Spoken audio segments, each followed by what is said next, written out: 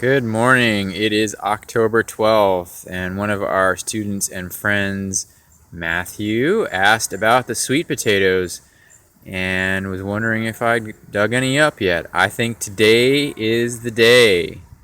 Church bells ringing in the background. Time to trim back all those vines, and that's actually more work than you might think. So, since I don't have a tripod yet, I will snap back to this when I've got some of those vines trimmed back. Alright. Okay, so here's a good sign as I was flipping back some of the vines that were creeping into beds that weren't even set up for the sweet potatoes. There is a sweet potato sticking up right out of the wood chip, so that's a good sign. Hoping that there'll be more of these to come. Easy harvest, right? The rest of them, I'm not sure are going to be so easy.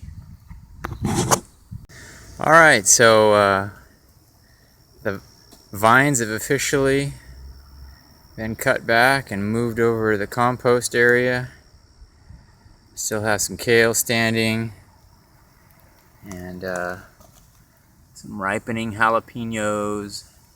We're going to pick those and show you how to process those later on. Make it real easy to use jalapeno from the freezer all year long. Lancenato kale again.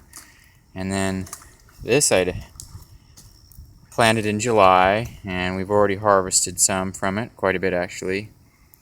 And now it's coming back already with a vengeance. And I just want to show you the compost pile of vines, which is no easy task. So we found some easy pickings Georgia Jet sweet potatoes. These guys are just on the surface, or they came up when I was pulling the vines up. And now I've got to rake back these wood chips. And here's okay, so here we are, all done digging them up. Boy, that was some hard work. I'm definitely going to need some yoga to stretch my hamstrings and low back out again after that.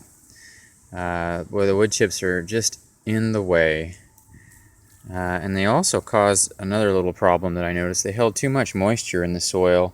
I ended up with a lot of split potatoes. Here's a lot of nice ones, the good looking ones that you might find in the grocery store, maybe after I rinse them off and whatnot. But the majority, the big ones, the Lunkers from the center of the plant, right underneath the main stem, ended up split and just not very attractive. You got some big ones, they're not terrible, considering growing sweet potatoes in this heavy clay is pretty hard to do in the first place. But I think the wood chips held in too much moisture in the soil. It was a wet year, and a lot of those potatoes just split. Some of the little ones I got here, I just kept the little ones after they cure up, and a little wash down. I'll just make mashed sweet potatoes or mashed yams out of those. My wife calls them yams. I call them sweet potatoes. This is the Georgia Jet variety. I have never grown the Georgia Jets before. I've always grown Beauregard, but I'm still pretty sure that the soil being too wet and heavy caused most of that splitting. It's also very rich with a lot of compost mixed in, and that's what causes the dark skin on the outside. Dark skin, no big deal, just maybe not as pretty to farmers market.